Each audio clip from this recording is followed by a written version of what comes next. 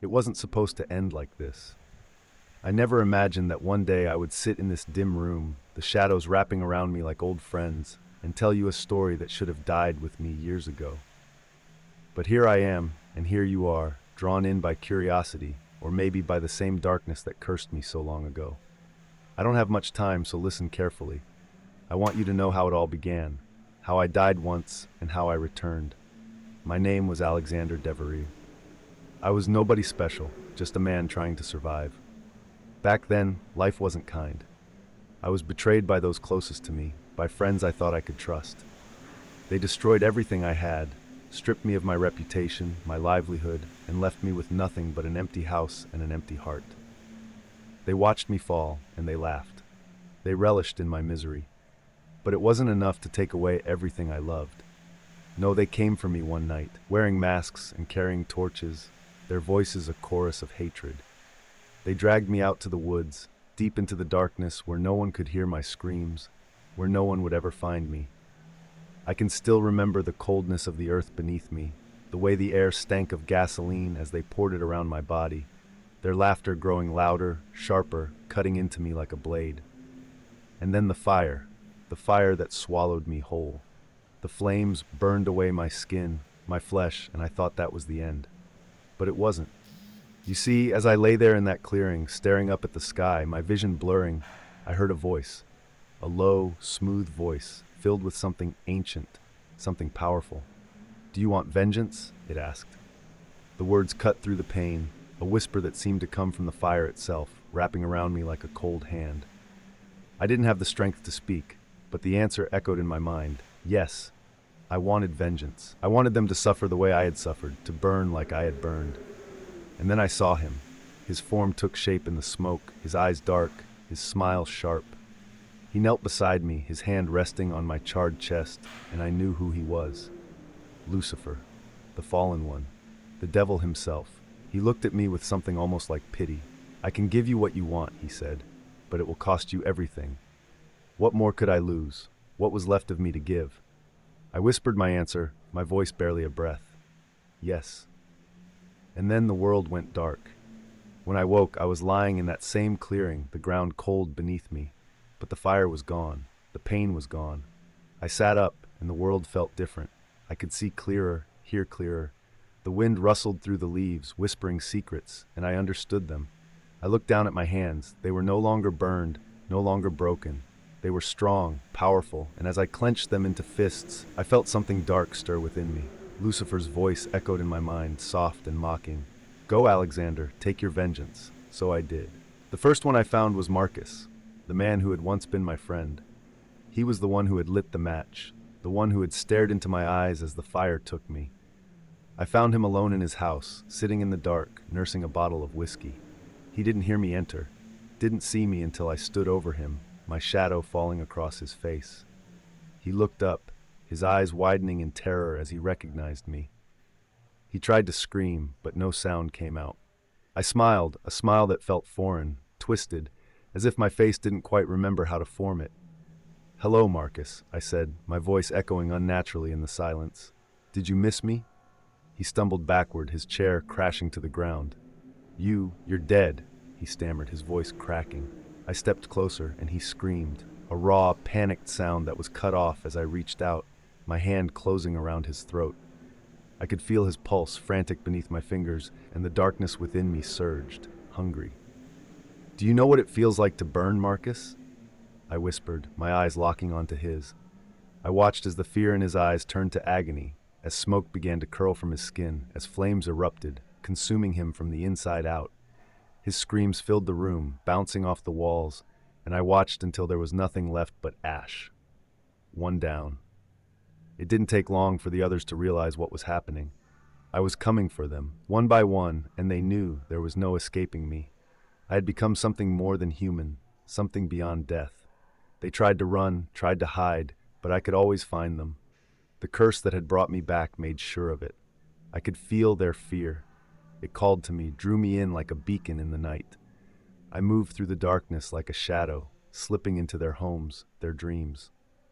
I was relentless, unstoppable.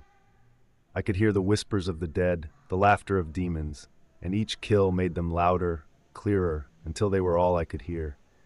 It was intoxicating, the power, the darkness. I had become something they all feared, something even I no longer recognized. The face that looked back at me from the mirror was twisted, a reflection of the hatred that had brought me back. My eyes were darker, my skin pale, almost translucent, like the boundary between life and death was slipping away. And through it all, I could hear Lucifer's laughter echoing in the corners of my mind. He had given me this power, and with every life I took, I felt his grip on me tighten. But I didn't care. All I wanted was vengeance, and I would take it, no matter the cost. There was one left, Henry. He had been the leader, the one who had orchestrated it all. He was the one who had betrayed me first, whispering lies into the ears of the others, turning them against me. He was the one I wanted most. I found him in a church, of all places. He was kneeling at the altar, his head bowed, his lips moving in a desperate prayer. The stained glass windows cast colored light across the floor, and the candles flickered, their flames casting long shadows. "Praying, Henry?" I asked, my voice echoing through the empty space. He flinched, his head snapping up, his eyes wide as he turned to look at me. You shouldn't be here," he whispered, his voice trembling. "This is holy ground." I laughed, a hollow, empty sound. "Do you think that matters to me now?" I stepped closer, and he scrambled back, his eyes darting to the cross on the wall. "Please," he begged, his voice breaking. "I'm sorry, Alex. I never meant for it to go this far." I paused, looking down at him. His face was pale, streaked with tears, his hands shaking as he held them up in a plea for mercy. And for a moment, just a moment, I felt something almost like pity. But then I remembered the fire, the laughter, the way he had watched me burn. The darkness surged within me, and I knew there would be no mercy. "You took everything from me, Henry," I said, my voice cold. "And now I will take everything from you." I raised my hand, and the shadows gathered around me, swirling, reaching out toward him. His scream echoed through the church, and the candles went out, plunging the room into darkness. I walked out of that church, the air cold against my skin, the night quiet and still. The vengeance I had sought was complete.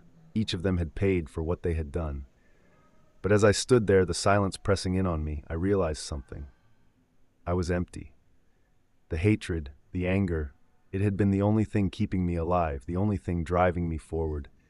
And now, with nothing left to fight for, nothing left to kill for, I was alone. The darkness that had once felt like power now felt like a weight, dragging me down, pulling me into the shadows. I heard Lucifer's voice, soft, mocking. "You got what you wanted, Alexander. Was it worth it?" I didn't answer. What was there to say? I had made my choice, and now I would live with it, if you could even call this living. I was no longer a man, no longer human. I was something else, something twisted, something damned. And as I looked out into the night, I knew one thing for certain. There was no escape, no redemption. I was his now, bound to the darkness, a servant of vengeance, forever. And maybe, just maybe, that was exactly what I deserved. After all the lives I had taken, after all the pain I had inflicted, what was left of me but an empty shell, a hollow existence with only darkness to keep me company. The cold wind swept through the graveyard behind the church, carrying with it the scent of earth and decay. It felt almost fitting that I was standing among tombstones, surrounded by the dead. It was where I belonged now. Days passed, weeks, time lost its meaning. I wandered from town to town, a shadow moving through the fringes of society. I no longer needed sleep, no longer needed food. There was no warmth left in me, nothing human. Sometimes I'd catch my reflection in a shop window and see my face, pale, gaunt, my eyes like twin abysses. The man I once was had long vanished, replaced by a thing that lurked in the corners of rooms, that watched the living with an envy I could no longer control. The voices of the dead, the whispers of demons had grown louder. They were always there, echoing in my mind, pushing me further into darkness. They were my only companions now. And among them, Lucifer's laughter, soft like the rustling of leaves, a reminder of the price I had paid. One night, as I walked through yet another nameless town, I felt a strange pull, a whisper, different from the others. It was faint, almost like a melody, drawing me down a narrow alley toward an old, decrepit building. The windows were shattered, the walls covered in graffiti. The door stood slightly ajar, and without hesitation I stepped inside. The room was dark, the air thick with the smell of mildew. My footsteps echoed softly as I moved deeper inside, following the pull, the whisper that seemed to come from somewhere far below. There, at the far end of the room, was a staircase leading down into the basement. I descended the steps slowly, each creak of the wood beneath me echoing in the silence. The air grew colder, the darkness thicker. I could hear my heart pounding, a strange sensation, one I hadn't felt in what seemed like forever. At the bottom of the stairs was a small stone chamber. In the center of the room, a circle had been drawn, symbols etched into the floor, glowing faintly with an unnatural red light. And there, in the middle of the circle, stood a figure, a man cloaked in black, his face hidden beneath the hood. "Welcome, Alexander," the man said, his voice smooth, echoing with an unnatural resonance. "I've been waiting for you." I felt the darkness within me stir, a sense of recognition. "Who are you?" I asked, my voice sounding strange to my own ears, raspy, empty. The figure slowly raised his head, and beneath the hood I saw his eyes, black as night, endless, reflecting the void I carried within me.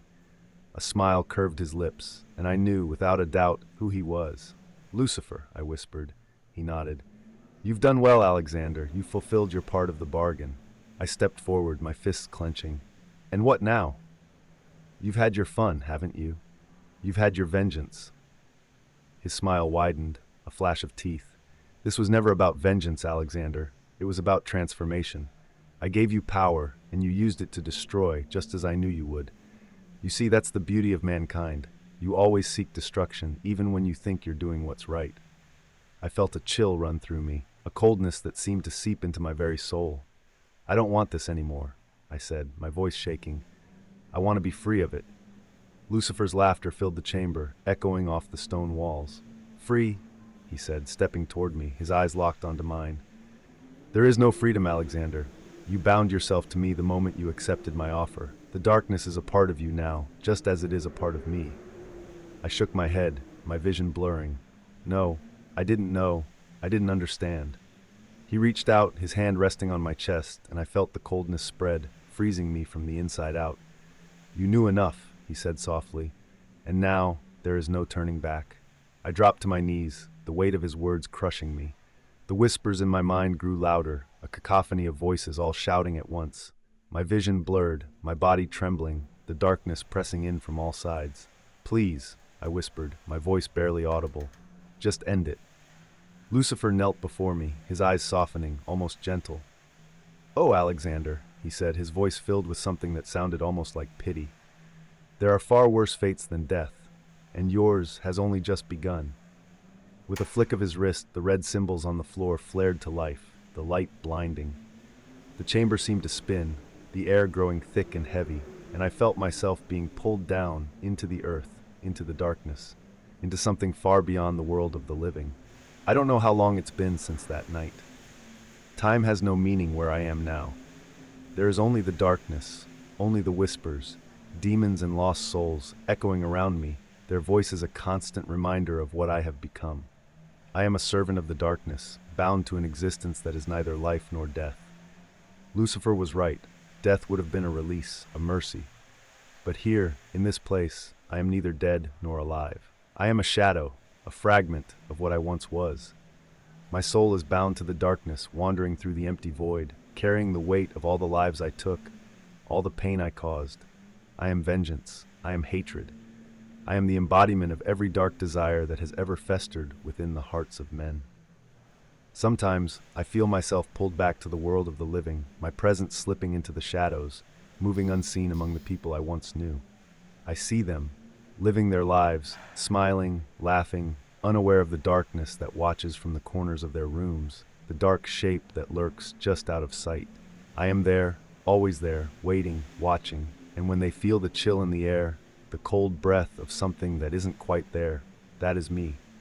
When they hear the whispers in the dark, when they see the flicker of movement out of the corner of their eye, that is me. There is no escape. Not for me, not for them, not for anyone. The darkness is always there, always watching, always waiting, and one day it will come for them, just as it came for me. So remember my story. Remember Alexander Devereux. Remember the man who sought vengeance and paid the ultimate price. Because if you ever find yourself alone, if you ever hear the whisper of a voice offering you the power to take what you want, to exact your revenge, think of me. Think of the darkness that waits, the price you will pay. And ask yourself, is it worth it? Because once you make that choice, once you let the darkness in, there is no going back. There is only the hollow existence that awaits, the eternal darkness, the endless whispers, and the laughter that will never, ever stop.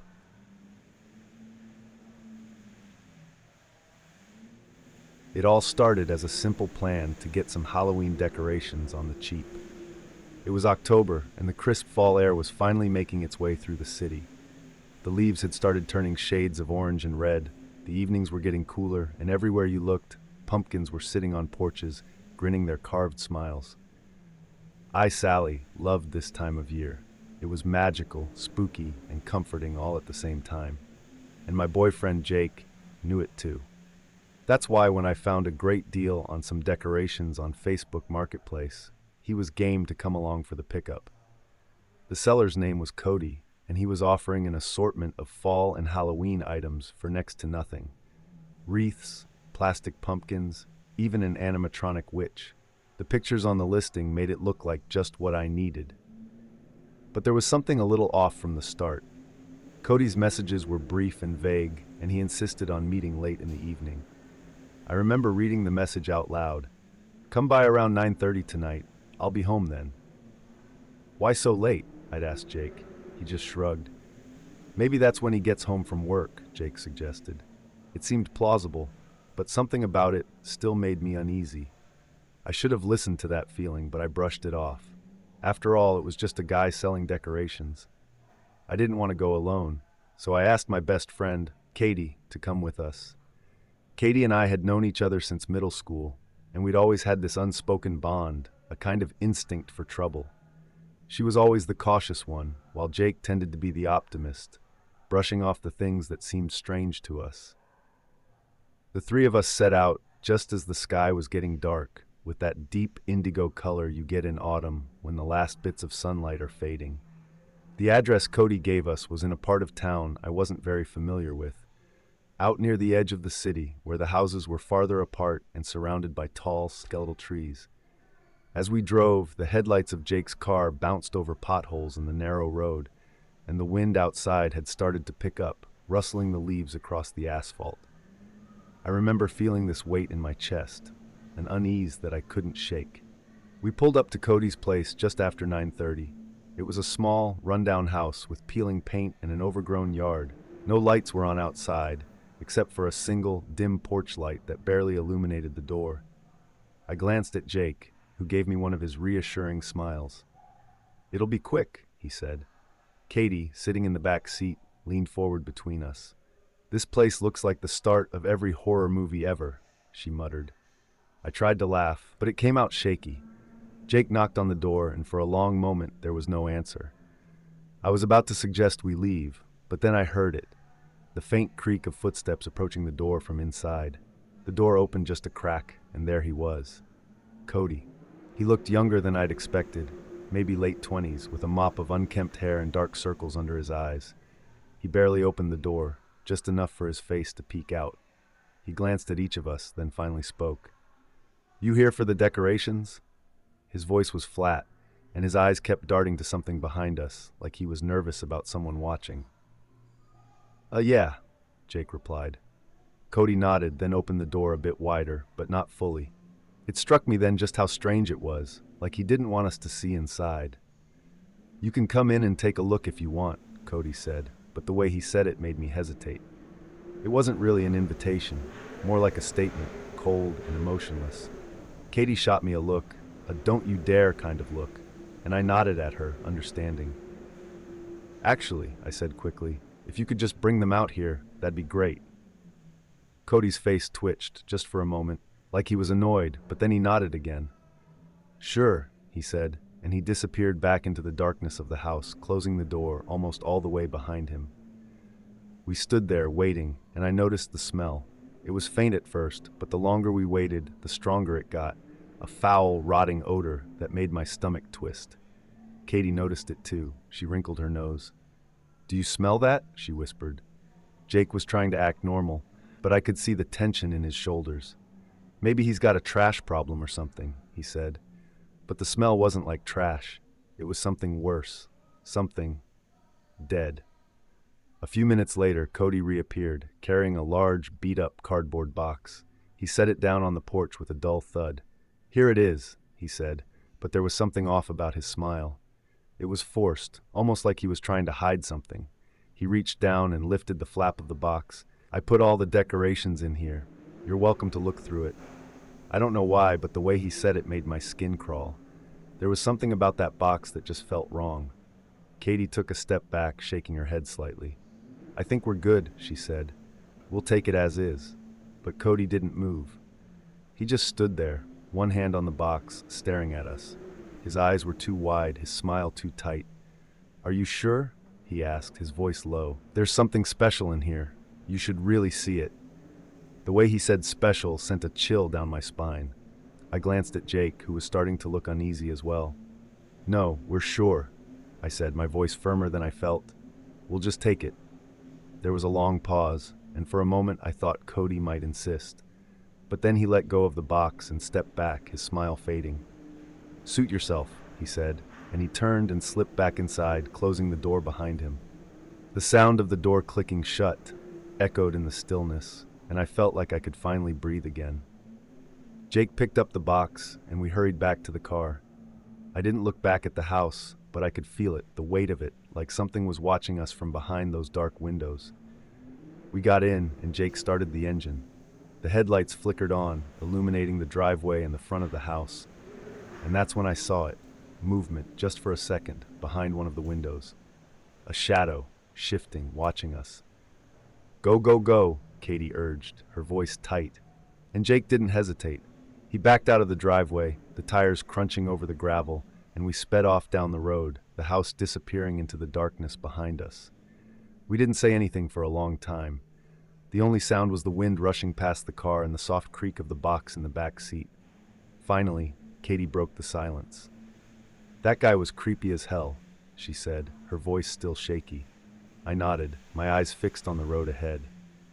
Jake tried to laugh, but it sounded forced. "Maybe he was just socially awkward or something," he said, but none of us really believed that. There was something else, something about the way he'd insisted we look in the box, the way he'd watched us, that made my skin crawl. When we got back to my place, we brought the box inside. The smell was still there, clinging to the cardboard, and it made me gag. Jake set the box on the kitchen table, and we all stood around it, staring at it. "Should we open it?" Katie asked, her voice barely above a whisper. Jake shrugged, but I could see the hesitation in his eyes. "Might as well," he said. He reached down and slowly lifted the flaps of the box. Inside were the decorations, pumpkins, fake leaves, a plastic skeleton. But there was something else, something wrapped in a red cloth at the bottom of the box. Jake reached for it, but I stopped him. "Wait," I said, my heart pounding. There was something about that cloth, something that felt wrong. It was stained, dark spots seeping through the fabric, and the smell was stronger now, almost overpowering. Katie took a step back, shaking her head. "I don't like this," she said. "I think we should just get rid of it." Jake hesitated, then nodded. "Yeah, you're right." He closed the box again, taping it shut. We took it out to the backyard, and Jake doused it in lighter fluid. The flames roared to life, and we watched as the box was consumed, the smell of smoke mixing with the cold night air.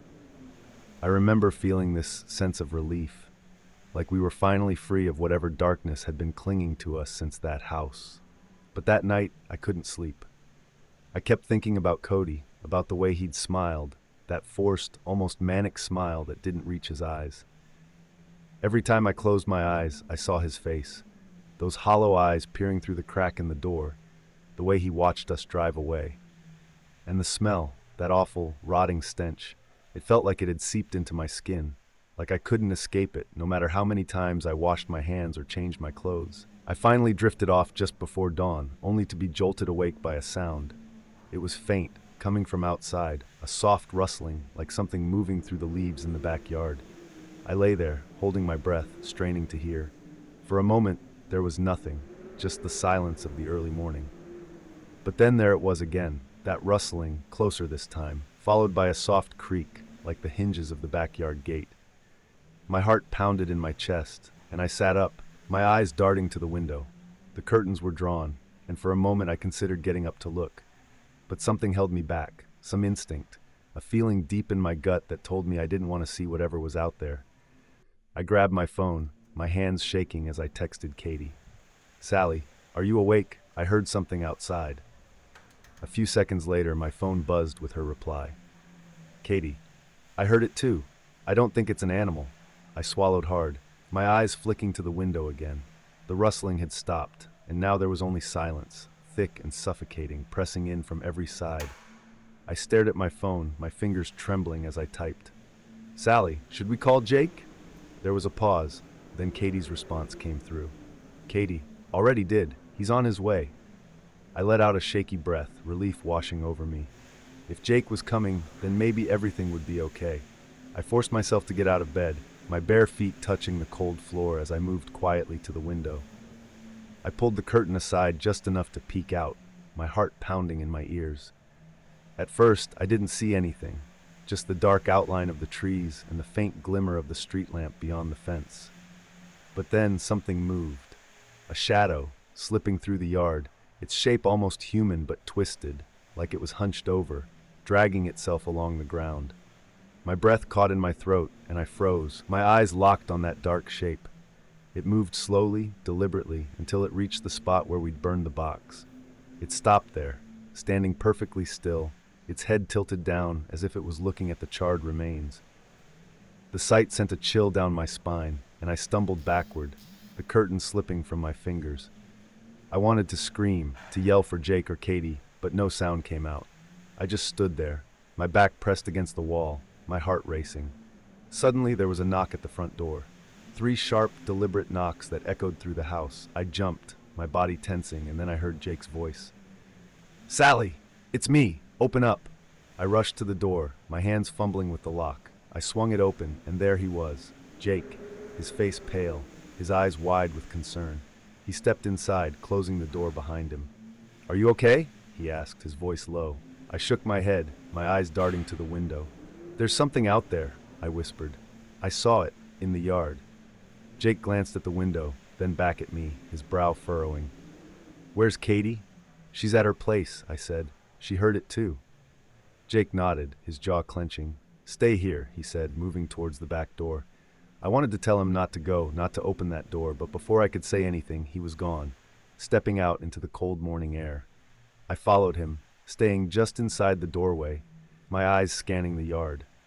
The first light of dawn was starting to creep over the horizon, casting a dull gray glow over everything. Jake stood by the spot where we'd burned the box, his head turning as he looked around. "There's nothing here, Sally," he said, his voice barely audible over the wind. I wanted to believe him. I wanted to think that maybe I'd imagined it, that the shadow, the rustling, the fear that had gripped me in the darkness was just my mind playing tricks on me. But I knew it wasn't. Jake walked back towards me, giving me a reassuring smile. "Come on," he said. "Let's go inside. It's cold out here." I nodded, stepping aside to let him in. We closed the door, locking it behind us. Jake pulled me into a hug, and I buried my face in his chest, trying to shake off the lingering fear. "It's okay," he murmured. "It's over now." But it wasn't over, not really. Because later that day, Katie called me, her voice shaky. She said she'd gone out to her car that morning, and there, on her windshield, was something that made her blood run cold.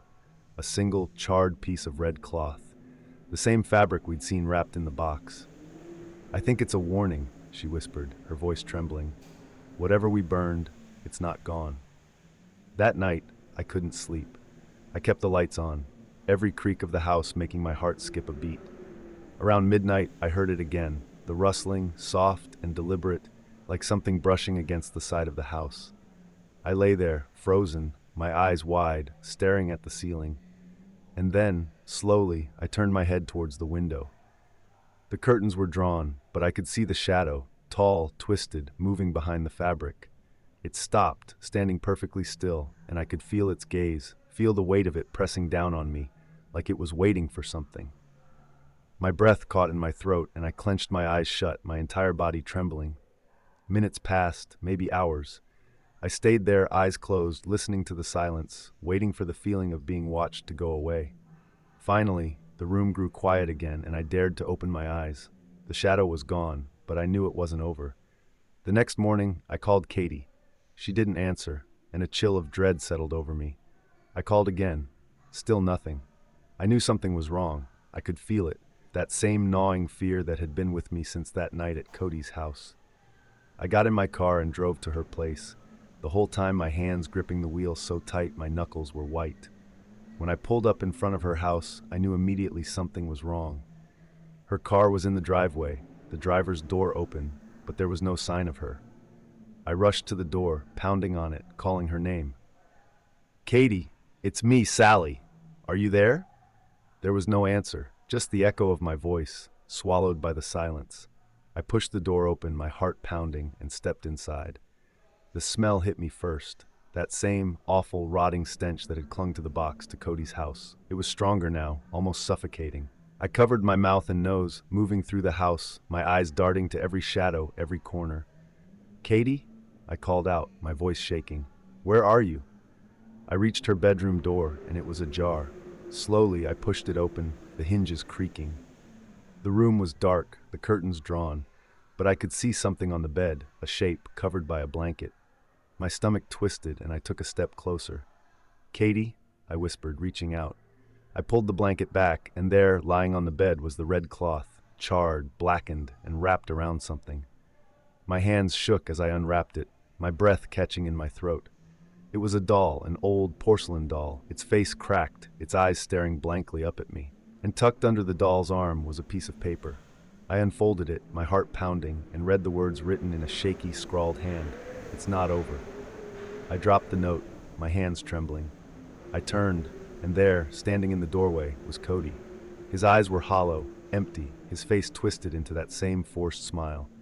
He took a step towards me, and I screamed, the sound ripping from my throat as I stumbled back, crashing into the dresser. And then, just as suddenly as he'd appeared, he was gone. The doorway was empty, the house silent once more. I ran, out of the room, out of the house, my heart pounding, my vision blurring with tears. I got in my car and drove, not knowing where I was going, just needing to get away. But as I drove, I knew one thing for certain. Whatever Cody was, whatever he'd brought into our lives, it wasn't done with us. Not yet. And maybe, just maybe, it would never be done with us. I kept driving, my thoughts racing faster than the road beneath me. I tried to make sense of what had happened, of Cody, the doll, that note, but nothing added up.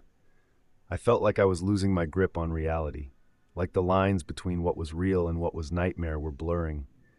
My vision blurred with tears, and I could barely see the road in front of me. All I knew was that I had to get away. Away from Katie's house, away from that horrible smell, away from Cody. After what felt like hours, I found myself back at Jake's place. I stumbled out of the car, my legs shaky, and banged on the door. He opened it almost immediately, his eyes widening when he saw my face. "Sally, what the hell happened?" he asked, pulling me inside. I tried to explain, the words tumbling out of me in a panicked mess. "It's Katie. Cody was there. The doll. Something's wrong, Jake. I don't know what's happening." My voice cracked, and I realized I was crying. Jake hugged me, his arms wrapping around me tightly, and I clung to him, shaking. Hey, it's okay," he whispered. "You're safe now. We'll figure this out, I promise." I wanted to believe him. I wanted to feel safe, but deep down I knew we weren't safe. Not as long as Cody was out there, or whatever Cody had become. It felt like he was always watching, always one step ahead of us, like he could see into my mind and knew exactly where I'd be, what I'd do next. Jake made me sit down on the couch, wrapping a blanket around my shoulders. He grabbed his phone and tried calling Katie, but there was no answer. "We need to go back for her," I said, my voice barely a whisper. "We can't just leave her there." He nodded, though I could see the fear in his eyes. "Okay, we'll go back, but we need to be careful." He grabbed a flashlight and a baseball bat, just in case, he said, and we headed back out to the car. The drive to Katie's house felt longer this time, every shadow along the road making my heart pound. When we finally pulled up in front of her house, everything looked the same, quiet, dark, the front door slightly ajar where I'd left it. My stomach twisted with dread as we stepped out of the car, and I felt Jake take my hand, squeezing it gently. "We're gonna find her," he said, though his voice was filled with uncertainty. The air was cold, the kind of cold that seeped into your bones, and the smell, oh, that awful, rotting smell, hung in the air, stronger now, almost unbearable. We stepped inside, the flashlight beam cutting through the darkness. "Katie?" Jake called out, his voice echoing off the empty walls. There was no answer. We moved further into the house, towards her bedroom, the floor creaking beneath our feet. I could feel my heart pounding in my ears, my breath coming in short, shallow gasps. When we reached her room, the door was still ajar, the way I'd left it. Jake pushed it open slowly, the flashlight beam sweeping across the floor. The doll was gone. I stared at the bed, my stomach clenching in fear. The blanket was still there, but the doll, the red cloth, the note, everything was gone. It was like it had never been there at all. I turned to Jake, my voice trembling. "It was here, Jake. I swear it was right here." He nodded, his eyes scanning the room. "I believe you," he said, "but where the hell did it go?" Suddenly, there was a noise, a faint scraping sound, coming from the hallway behind us. I spun around, the flashlight beam flickering as I moved. The hallway was empty, but the sound continued, a slow, deliberate scraping, like something being dragged across the floor. Jake tightened his grip on the baseball bat, his jaw clenching. "Stay behind me," he whispered, and we moved towards the sound. The scraping grew louder as we approached the living room, and I felt my heart in my throat, every step feeling like it took an eternity. And then I saw it. At the end of the hallway, just barely visible in the dim light. It was the doll, dragging itself across the floor, its porcelain limbs moving jerkily, the red cloth trailing behind it like a shroud. My breath caught in my throat, and I stumbled backward, my back hitting the wall. "Jake," I whispered, my voice trembling. He froze, his eyes wide as he stared at the doll. "What the?" he started, but before he could finish, the doll stopped moving. It lay there, still and silent, its face turned towards us, its cracked eyes staring blankly, and then slowly its mouth began to open. A low, raspy sound escaped, a whisper, almost too faint to hear. "Leave, now." The voice was hollow, almost like it was coming from somewhere deep inside the doll, and it sent a chill down my spine. Jake took a step back, his face pale. "We need to go. Now," he said, grabbing my hand and pulling me towards the door. We ran, stumbling over each other in our panic, out of the house and into the cold night air. We didn't stop until we reached the car, and even then Jake fumbled with the keys, his hands shaking. Finally, the engine roared to life, and we sped away, the house disappearing behind us, swallowed by the darkness. Neither of us spoke for a long time. I stared out the window, my mind racing, the image of that doll burned into my memory. I knew without a doubt that whatever was happening, it wasn't over. The doll, Cody, the smell, it was all connected, and it was coming for us. When we got back to Jake's place, we locked all the doors and windows, every creak of the house making us jump. I couldn't shake the feeling that we were being watched, that at any moment I'd see Cody's face peering through the window, that hollow smile staring back at me. Jake tried to comfort me, wrapping his arms around me, whispering that we were safe now, that it was all over. But I knew better. The doll had warned us, "Leave now." And we had, but for how long would it be enough? The next few days were a blur. I didn't leave Jake's place. I didn't want to be alone, not after what I'd seen. Katie still wasn't answering her phone, and every time I thought about her, my stomach twisted with fear. Jake tried to stay positive, tried to convince me that maybe she'd just left town, that she'd gotten scared and gone somewhere safe. But I knew that wasn't true. Deep down, I knew something had happened to her, something terrible. On the third night, I woke up to a sound, a faint, rhythmic tapping. I sat up, my heart pounding, my eyes scanning the dark room.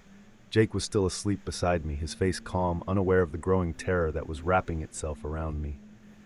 The tapping continued, louder now, coming from the window. Slowly, I turned my head, my breath catching in my throat.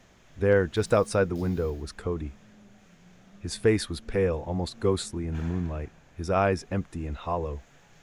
He was smiling, his hand tapping against the glass in a slow, deliberate rhythm. I wanted to scream, to wake Jake, but no sound came out. I was frozen, my body trembling, my eyes locked on Cody's face. And then, as if he could sense my fear, his smile widened, and he lifted his other hand. Clutched in his fingers was the doll, its porcelain face cracked, the red cloth trailing in the wind. He held it up to the window, the doll's empty eyes staring straight at me. My heart pounded, and finally, a scream tore from my throat. Jake jolted awake, his eyes wide with confusion. "Sally, what is it?" he shouted, but I couldn't speak. I just pointed at the window, my hand shaking. Jake turned, his eyes widening when he saw Cody. He jumped out of bed, grabbing the baseball bat, but before he could reach the window, Cody was gone. The tapping had stopped, the yard outside empty once more, the night silent. Jake looked back at me, his face pale, his eyes filled with fear. "We need to end this," he said, his voice shaking. "Whatever this is, we need to find a way to stop it." I nodded, my entire body trembling. I knew he was right. Cody wasn't going to stop, not until he had whatever he wanted. And the only way to end this was to go back, to face whatever horror we had brought into our lives that night at Cody's house. And maybe, just maybe, we'd survive long enough to tell the story.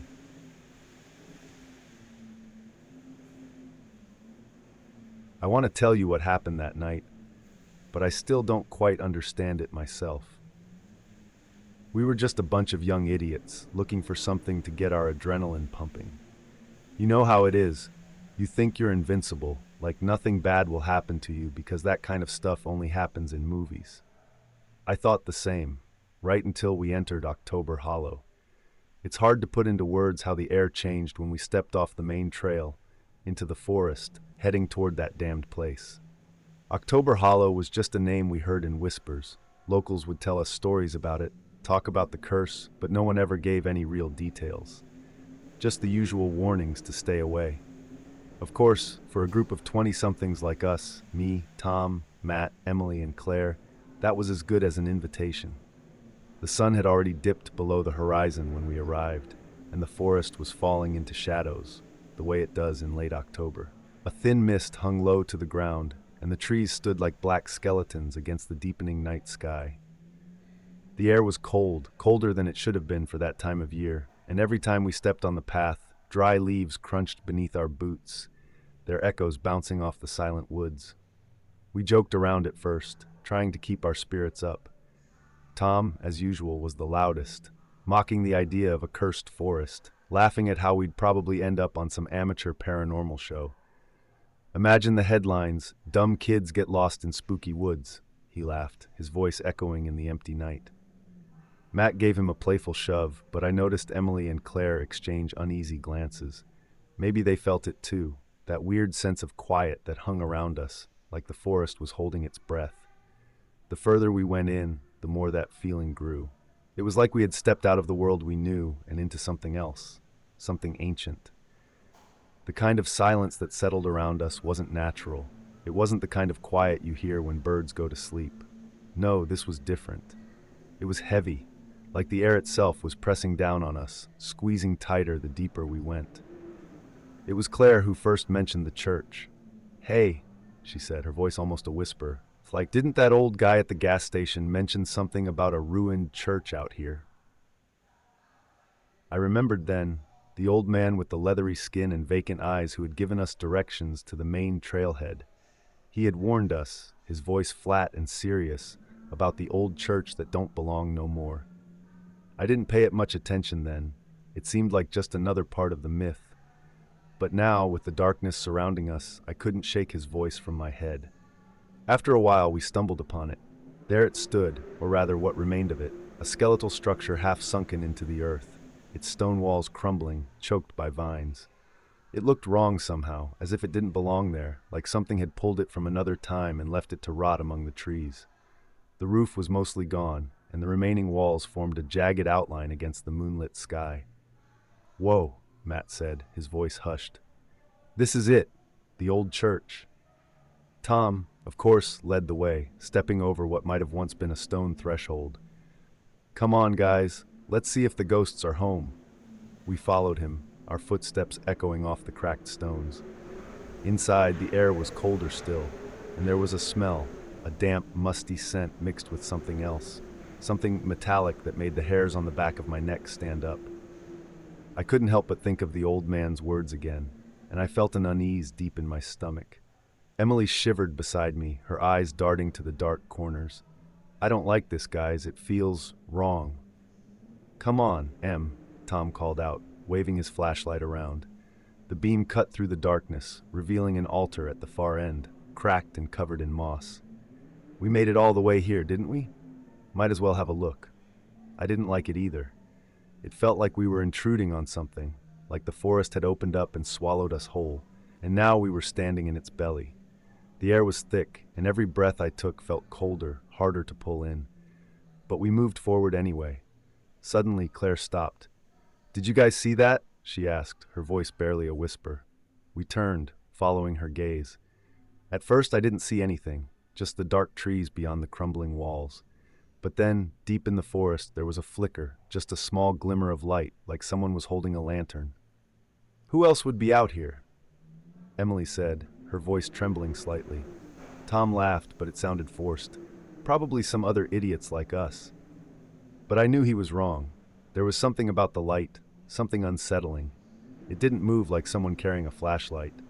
It seemed to glide, almost like it was floating, and as we watched, more lights appeared, small, flickering glows scattered between the trees. I tried to count them, but they kept moving, darting behind branches as if they were alive, watching us. And then I saw them, the eyes.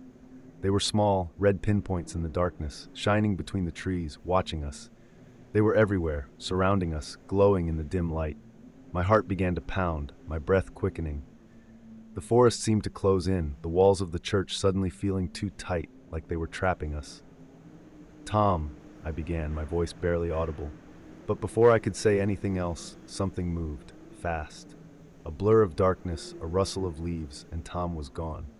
He was there 1 second, standing by the altar, and then he was gone, pulled into the darkness beyond the walls.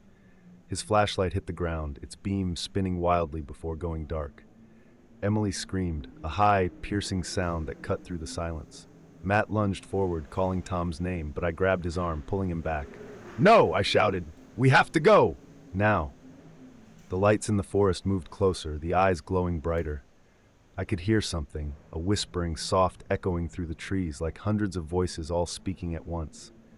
The words were foreign, twisted, impossible to understand, but they filled me with a terror unlike anything I'd ever felt. We ran. I grabbed Emily's hand, pulling her with me, Claire and Matt right behind us. We stumbled over roots, branches tearing at our clothes, the ground uneven beneath our feet. The forest was alive now, the whispers growing louder, the lights moving closer, the eyes watching, always watching. I could hear Emily sobbing, her breaths ragged, her hand gripping mine so tight it hurt. Claire was shouting something, her voice lost in the chaos, and Matt was gone. I didn't see what happened to him. One moment I heard his footsteps behind me, and the next there was silence. I turned, and he was gone, swallowed by the darkness. "Keep running," I shouted, my voice hoarse. The forest seemed endless, the trees all the same, their twisted branches like skeletal hands reaching for us. The whispers grew louder, the lights darting between the trunks, and I knew we wouldn't make it. Whatever was in those woods, whatever had taken Tom and Matt, it was coming for us too. Suddenly the ground disappeared beneath my feet, and I fell, tumbling down a slope, branches tearing at my skin, the world spinning around me.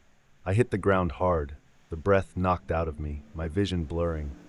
I heard Emily scream, her voice fading as she fell somewhere above me. For a moment there was silence, just the wind rustling through the leaves, the whispers fading.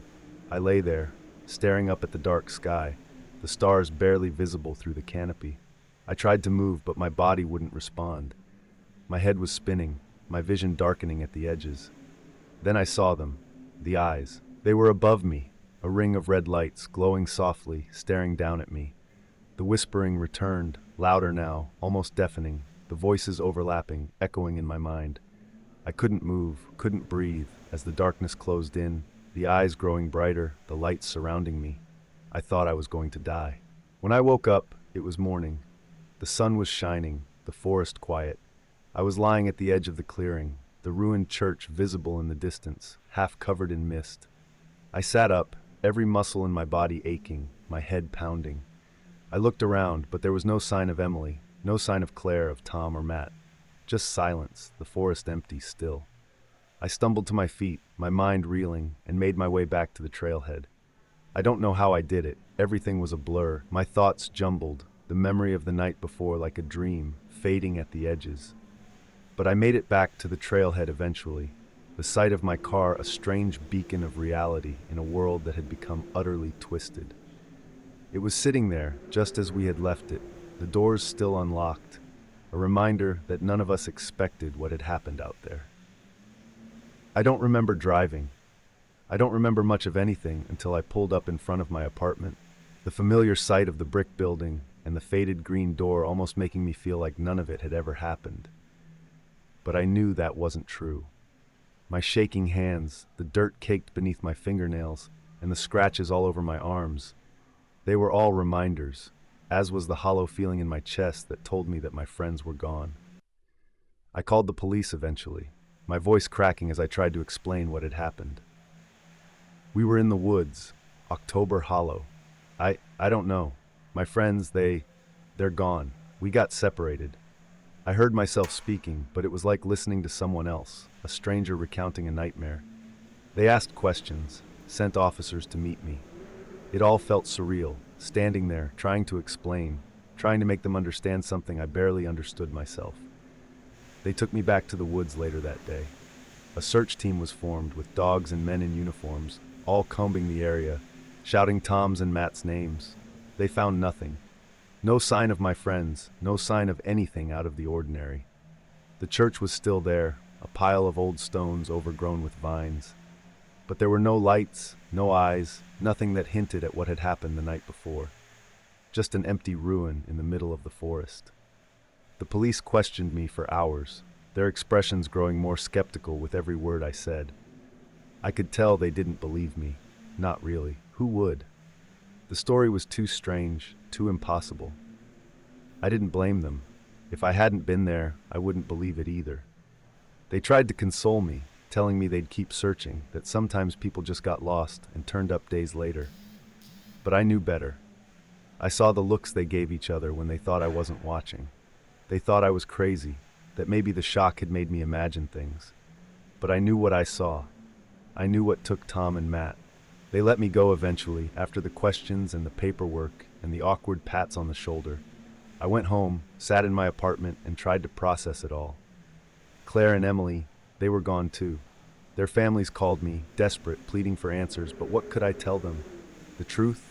That something took them? That I watched my friends vanish into the darkness, taken by glowing eyes and whispers in the woods? No one would believe me. Hell, I barely believed myself. Days passed, then weeks. The search teams kept going back to October Hollow, but they found nothing. No footprints, no signs of struggle, nothing that indicated 5 people had ever been there.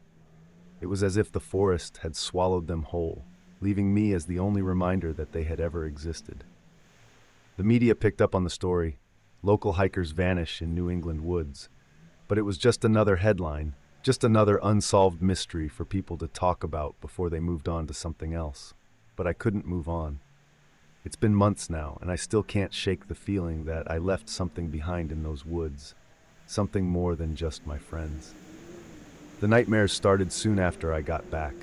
They weren't clear at first, just flashes of light, the sound of whispers, those red eyes glowing in the dark. I'd wake up drenched in sweat, my heart pounding, the feeling of being watched lingering even after I turned on every light in my apartment. And then it got worse. It started with the feeling that I wasn't alone. You know that sensation when you're sure someone is standing just behind you, just out of sight? I'd feel it all the time. When I was washing dishes, brushing my teeth, even just sitting on the couch. I'd turn around, but there was never anything there. Except one night, there was. I woke up in the middle of the night, my room pitch dark. For a second, I didn't know what had pulled me out of sleep, until I heard it. A whisper, soft, distant, coming from the corner of my room. I froze, my breath catching in my throat. I didn't want to turn, didn't want to see what I knew was there. But my eyes moved anyway, slowly toward the sound. And there in the darkness, I saw them, 2 red pinpoints of light, glowing softly, watching me. I blinked, and they were gone. The whispering stopped, leaving only silence. I lay there, my heart pounding, staring into the darkness until the first rays of dawn filtered through the window. I tried to tell myself it was just a dream, just my mind playing tricks on me. But I knew it wasn't. I knew that whatever was in October Hollow had followed me home. The whispers came more often after that. I'd hear them in the dead of night, soft voices echoing through the darkness. Sometimes they sounded like my friends, Tom's laughter, Emily's voice calling my name. I'd get up, search the apartment, but there was never anything there. Just shadows, just silence. The worst part was the eyes. They were always there, just at the edge of my vision, watching, waiting. I'd see them reflected in the window, glowing faintly in the dark corners of the room. They never moved, never came closer, but they were always there, a constant reminder that I wasn't alone. I stopped sleeping after a while. I couldn't, not with those eyes watching me, not with the whispers echoing in my ears. I tried staying up, keeping every light on, but it didn't help. The whispers would start, the eyes would appear, and I'd find myself standing in the middle of my apartment, not remembering how I got there. I even went back once. I thought that maybe if I went back to October Hollow, I could find some answers. Find whatever it was that had taken my friends and end it once and for all. I drove back to the edge of the woods, stood there at the trailhead, staring into the darkness. But I couldn't do it. The moment I saw those trees, the path leading into the forest, my chest tightened, my breath coming in shallow gasps. The memories came flooding back, the whispers, the red eyes, Tom being dragged into the darkness. I turned and ran, got back in my car, and drove away as fast as I could. Now, I don't know what to do. I've tried everything, moved apartments, changed my number, even left town for a while. But it doesn't matter. The whispers follow me, the eyes follow me. I see them in every shadow, hear them in every quiet moment. It's like October Hollow reached out and took hold of me, and it's never gonna let go. I keep thinking about what the old man said, the one at the gas station. That church don't belong no more. I think I understand now. It wasn't just an old ruin. It was something else, a doorway, a place that didn't belong in this world. And we went there, we opened that door, and now there's no closing it. I don't know how much longer I can do this. I'm so tired. Tired of running, tired of being afraid, tired of seeing those red eyes every time I close my own. Sometimes I think I can hear them. Tom, Matt, Claire, Emily. Their voices calling to me from the darkness, telling me to come back, telling me to join them. And maybe I will. Maybe that's the only way to end it. To go back to October Hollow, to face whatever's waiting there, to finally understand what happened that night. Or maybe it's too late, and the forest has already claimed me, just like it claimed them. I don't know. But if you ever hear about October Hollow, if you ever think about going there, don't. Don't make the same mistake we did. Because once you step into those woods, once you hear the whispers, see those eyes, they never let you go. They're always watching, always waiting, and they'll be waiting for you too.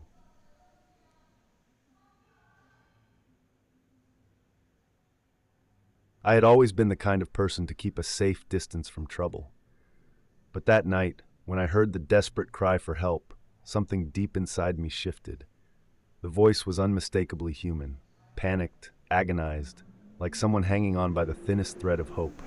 And it was coming from the old Vincent house, a place I promised myself I'd never go. It was supposed to be a quick detour on my way back to the cabin, nothing more. We had come to the woods for a weekend escape, me, Clay, and a couple of others, eager for a break from the suffocating routines of our jobs. Clay had decided to wander off earlier, mumbling something about wanting to check out the old place, as if it were some abandoned tourist attraction. But the Vincent house was infamous around here, and locals spoke about it in hushed tones.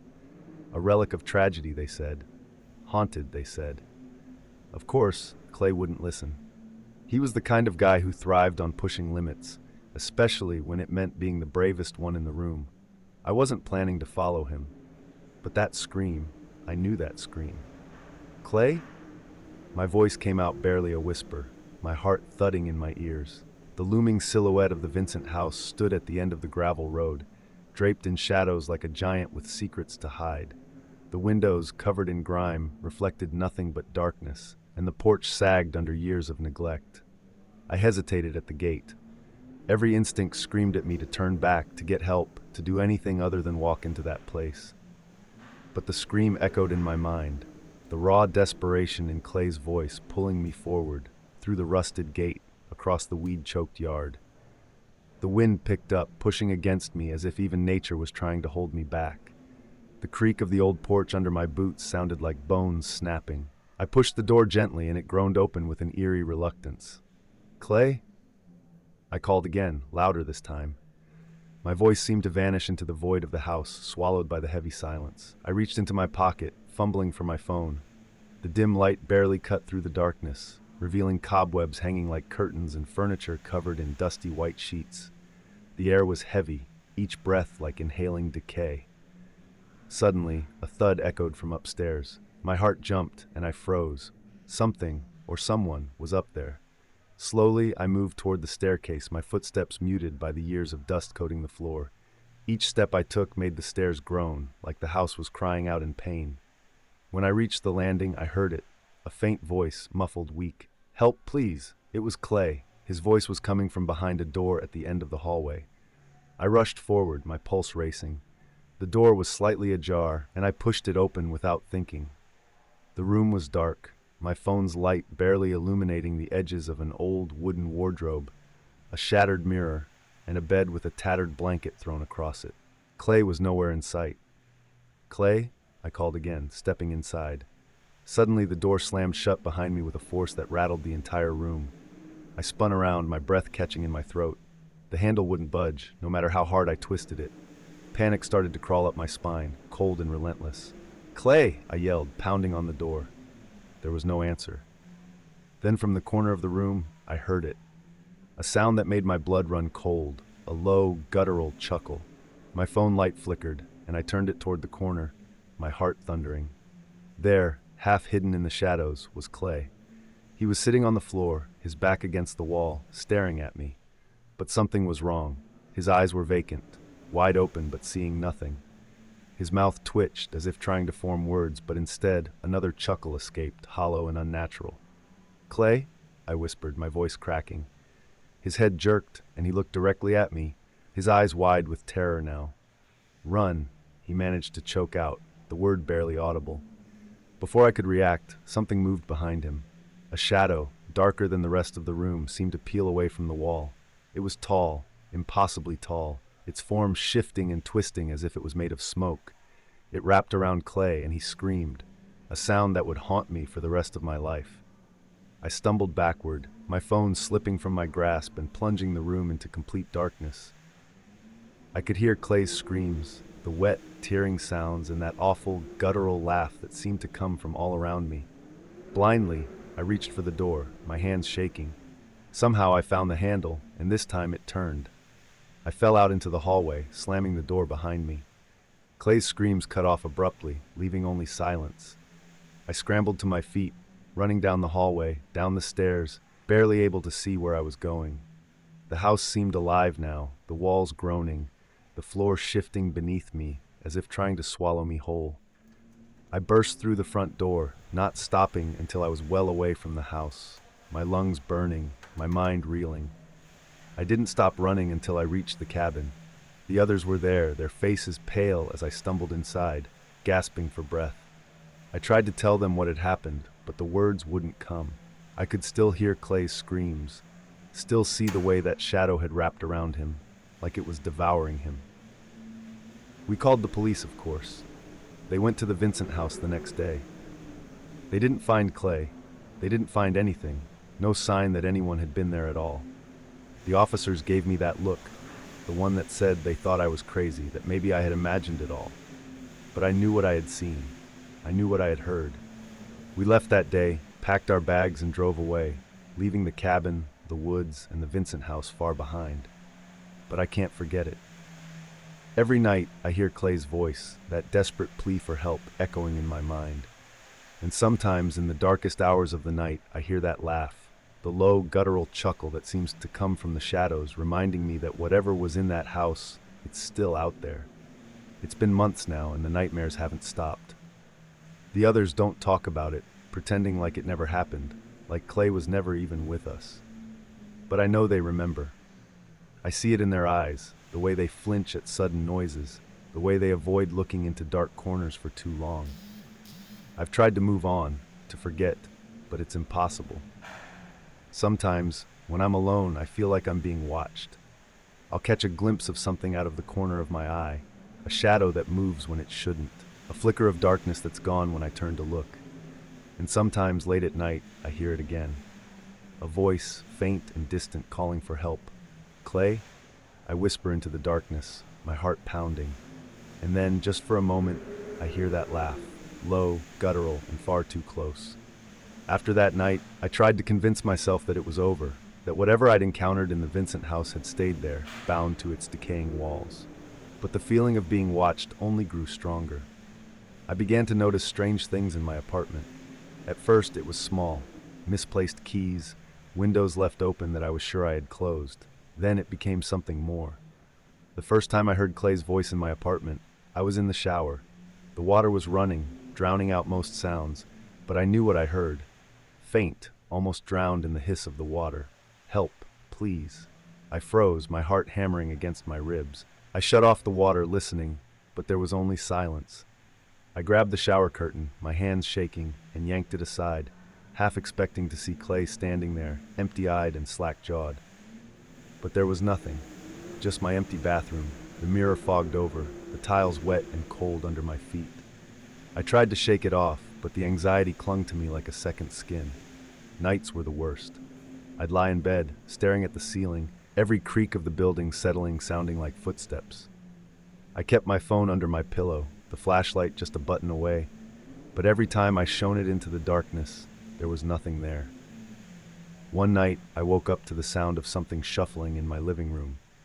My stomach twisted into a knot. I lay still, barely breathing, straining to hear.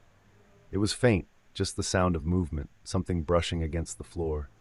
Slowly, I sat up, my muscles tense, and reached for my phone. The light flicked on, and I crept out of bed, my bare feet silent against the hardwood. The hallway stretched ahead of me, dark and narrow. I moved forward, step by step, the light shaking slightly with my unsteady hands. The shuffling sound stopped as I reached the living room door. I hesitated, my breath caught in my throat, then pushed the door open. The living room was empty. My couch, my small coffee table, the TV, all exactly as they should be. I let out a breath I hadn't realized I was holding, and a small laugh escaped me. Nervous, jittery. Maybe I was losing my mind. Maybe everything that had happened had left me cracked, a hairline fracture that was growing wider by the day. But then, just as I turned to leave, my phone's light flickered, and I saw it. In the far corner of the room, just beyond the reach of the light, a shadow shifted. It wasn't the shadow of a chair or a plant. No, this shadow was tall, impossibly tall, and it seemed to sway, like it was watching me. The laugh, the same low, guttural sound from the Vincent house, echoed softly, and the shadow darted toward me, quick and sudden. I screamed, stumbling backward, dropping my phone. The light spun wildly as it hit the floor, illuminating the walls, the ceiling, and finally landing on the empty corner. The shadow was gone. I picked up my phone, my hands trembling so hard I could barely keep hold of it, and backed out of the room, slamming my bedroom door behind me. I didn't sleep that night, my eyes locked on the door, waiting for the handle to turn, for the shadow to seep through the crack beneath it. The next day I called a therapist. Dr. Warren came highly recommended, an expert in trauma, they said. I wasn't sure if this counted as trauma or if I was just losing my mind, but I needed someone to talk to. Dr. Warren's office was small but comfortable, the walls lined with books, a couple of soft chairs facing each other. She was kind, patient, her voice calm as I told her everything. About the Vincent house, about Clay, about the shadow that seemed to follow me everywhere. She didn't interrupt, just nodded, her eyes never leaving mine. When I finished, she was quiet for a moment, her fingers tapping gently against the armrest of her chair. "It sounds like you went through something incredibly traumatic," she said.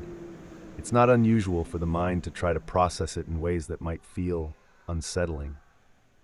"But this feels real," I said, my voice cracking. "It's not just nightmares or memories. It's like it's still here, like it followed me." Dr. Warren gave me a sympathetic smile. "The mind is powerful. Trauma can make us perceive things that aren't really there. But that doesn't mean your fear isn't real. It's real to you, and that's what matters. I nodded, even though it didn't feel like enough. It wasn't just in my mind, I knew it wasn't. But what else could I do? I agreed to keep coming back, to work through my trauma, to try and understand what had happened to me. But that night, as I sat in my apartment, the silence pressing in on me, I heard it again. A soft whisper coming from the hallway. "Help, please." I closed my eyes, tears spilling down my cheeks. "You're not real," I whispered to myself, clutching the arms of my chair. "You're not real." But the whisper came again, closer this time. "Please, help me." I knew what I had to do. Dr. Warren's words echoed in my mind. Face the trauma, confront it. I didn't tell anyone where I was going. I didn't want to risk them trying to stop me. I drove back to the woods, the road feeling longer, darker than I remembered. The cabin was still there, abandoned now, its windows boarded up, but I didn't stop. I kept going, the gravel crunching under my tires as I reached the gate of the Vincent house. It looked even worse than I remembered, the roof sagging, the windows black and empty. I got out of the car, the air cold against my skin, and walked toward the house. The door was still open, swinging slightly in the wind, as if inviting me in. I hesitated, my breath catching in my throat. Every part of me screamed to turn back, to leave this place, and never come near it again. But I couldn't, not if I ever wanted to be free of it. I stepped inside. The air was thick, heavy, the smell of rot almost overpowering. I turned on my flashlight, the beam cutting through the darkness, revealing the same dusty furniture, the same cobwebs hanging from the ceiling. "Clay," I called out, my voice echoing off the walls. There was no answer, only silence.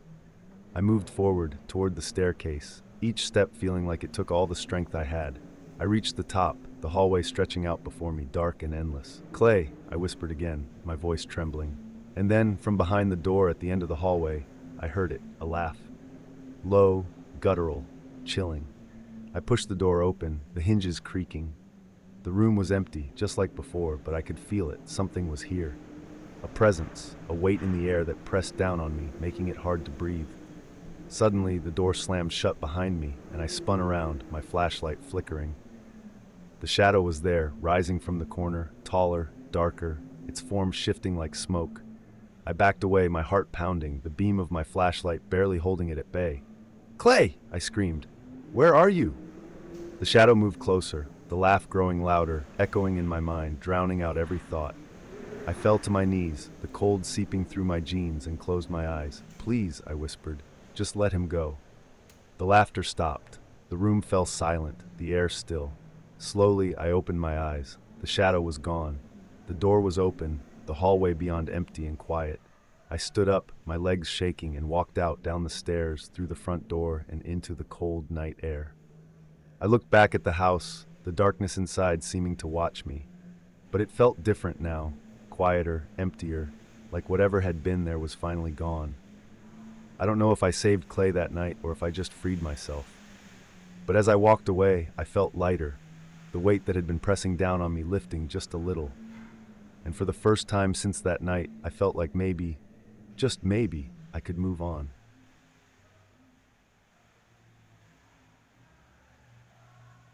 It was supposed to be a fun, nostalgic trip. Just a chance for me, Rick, and our old high school friends to catch up, maybe relive some of our younger, reckless adventures. But looking back now, I wish we'd never decided to go back to that town. We'd driven through it once, years ago, on a road trip. It was just this tiny, out-of-the-way place, with a diner that served the greasiest burgers we'd ever had, and a gas station run by a guy with a dog that barked at everything. It had seemed normal enough back then, if not a little worn down. So when Rick suggested we stop there again, I thought, why not? It would be nice to see if anything had changed. We arrived just as the sun was setting. I remember the sky, this vibrant orange slowly fading to a deep blue, and the way the light hit the tops of the buildings. It made the town seem alive. But as we drove down Main Street, something felt off. It took me a moment to realize what it was, the silence. It was a thick, almost physical thing, wrapping around the car as we rolled down the empty street. There wasn't a single person in sight, not walking, not driving, just nothing.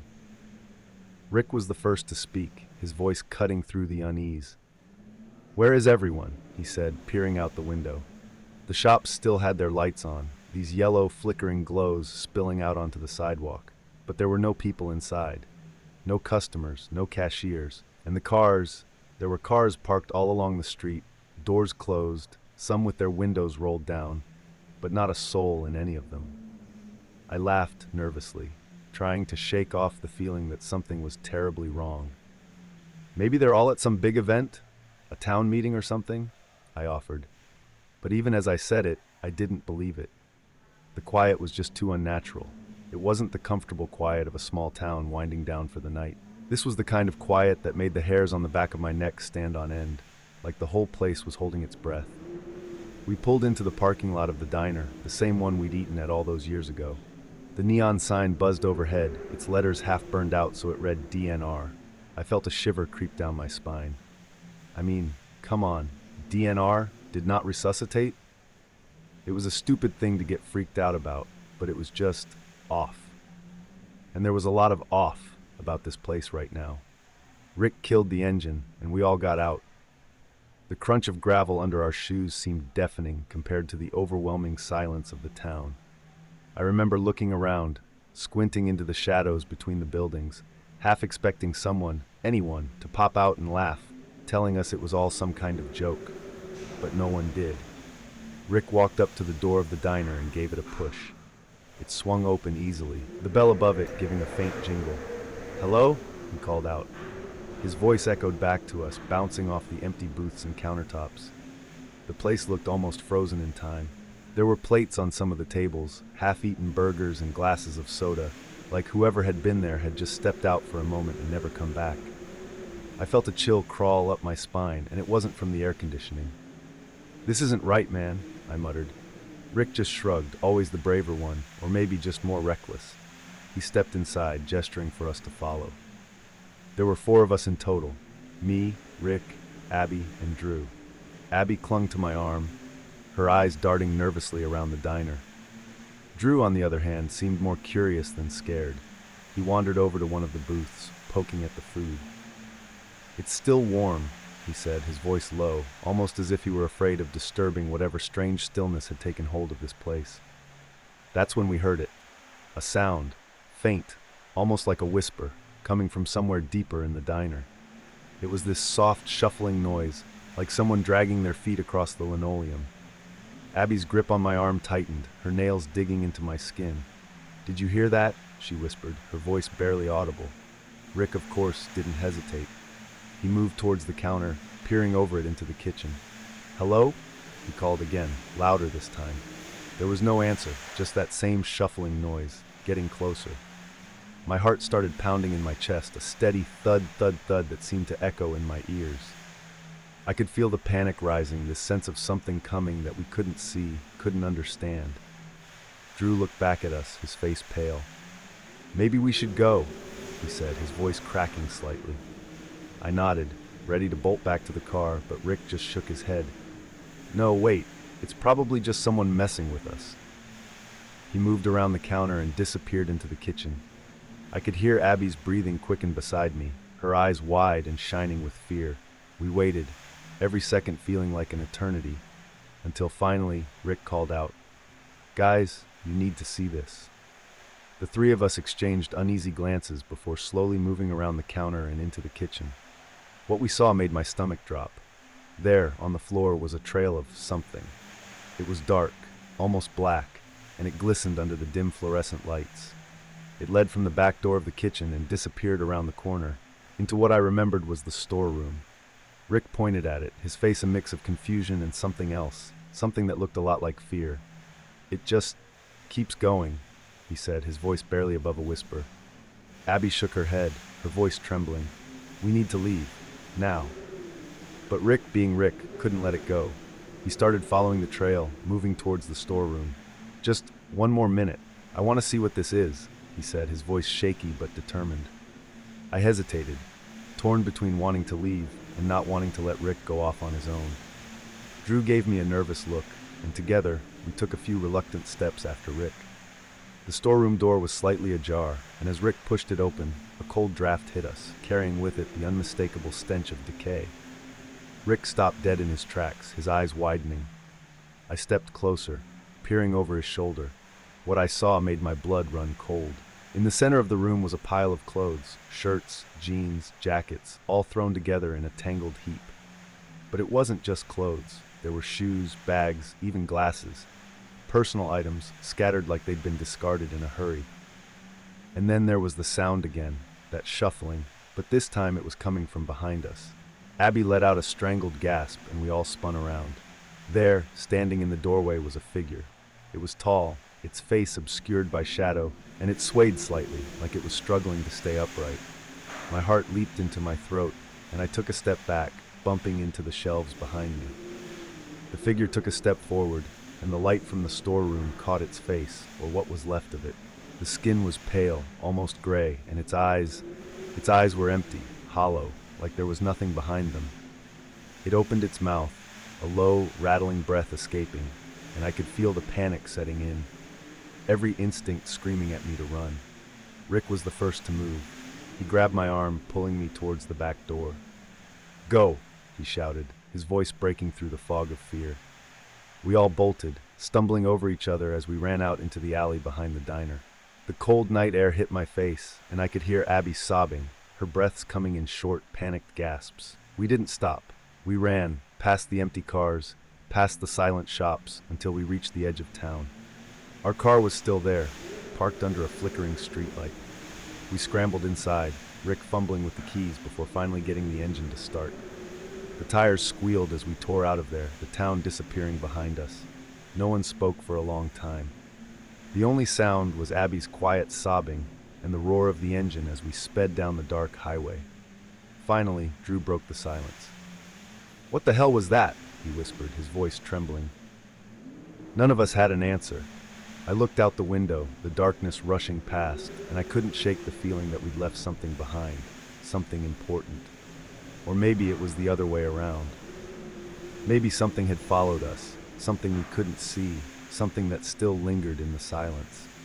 But sometimes, late at night, when everything is quiet and the house is dark, I swear I can still hear it. The shuffling sound. It's faint, just on the edge of my hearing, like it's somewhere close, but just out of sight. It makes my skin prickle, and I lie there, frozen, waiting for it to fade. Most nights, it does. But every now and then, I hear something more. A soft creak of a floorboard, a whisper of movement in the hallway. And in those moments, I'm right back in that town, my heart pounding, my mouth dry, every muscle tensed in fear.